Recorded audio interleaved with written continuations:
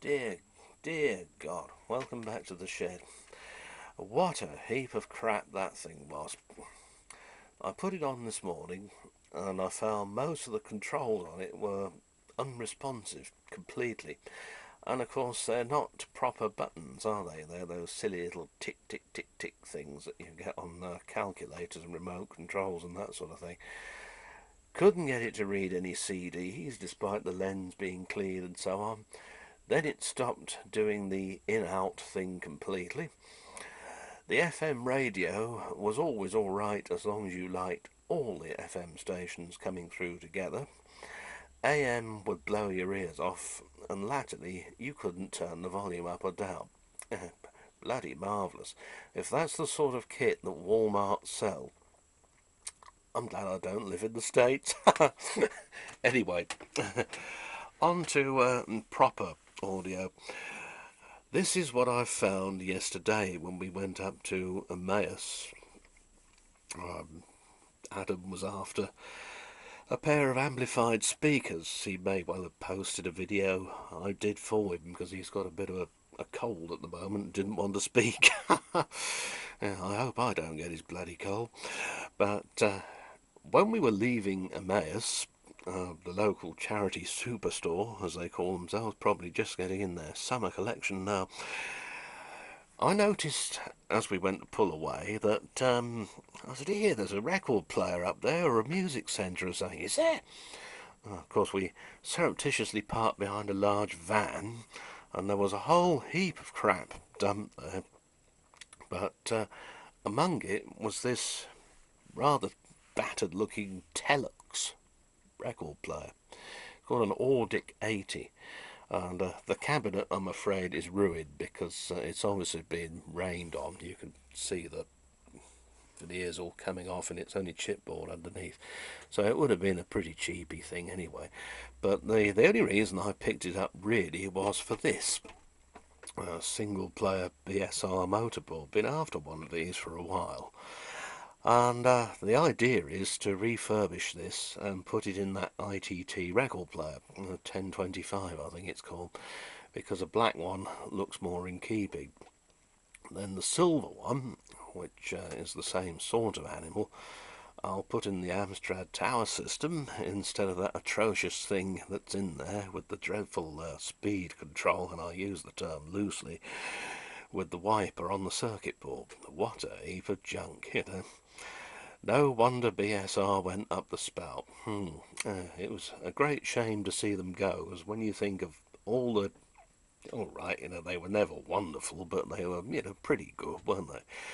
All the decent stuff that they made down the years that kept us entertained for years and years and years, and they ended up like that.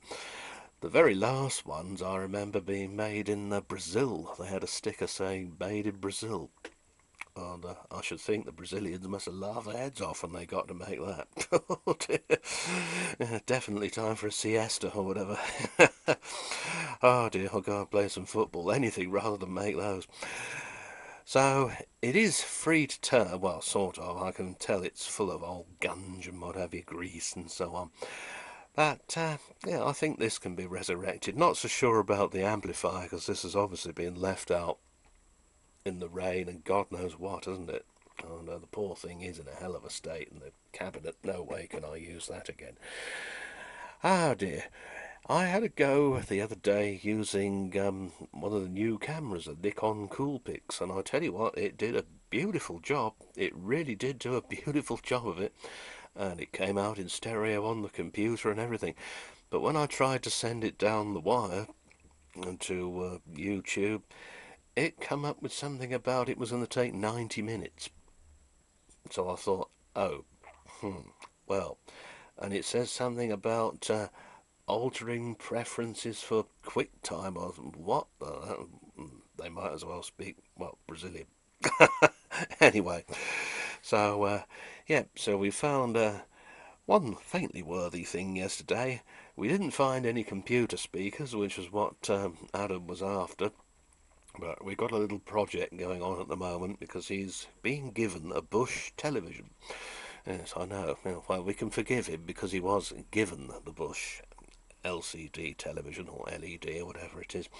He didn't buy it. Before, he had a Sony, which you might think might last a little while, wouldn't you? You know, those awfully nice Sony people. Remember the dreadfully annoying John Cleese in that advert? Yeah, they reckon that when he did the Sainsbury's ones, their takings went down as well. Anyway, moving swiftly on with the Ministry of Silly Walks.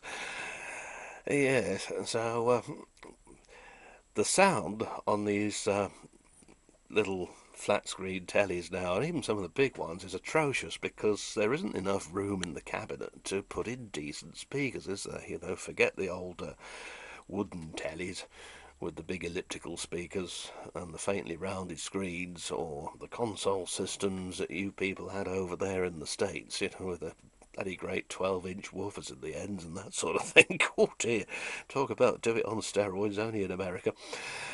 Why not? And so we've got to find a way of making this thing sound better, because it's driving him up the wall, he says. So the answer is amplified speakers. And I found a couple of circuit boards, and it's just a matter of putting all this equipment into some quite nice Ferguson boombox speakers sent to him by Vintage Sounds 14 a while ago. The boombox itself, well, you know, it had seen better days, but the speakers are nice. There's a proper tweeter and a cloth surround woofer in each, so yeah, they're quite nice. So we can do something with that.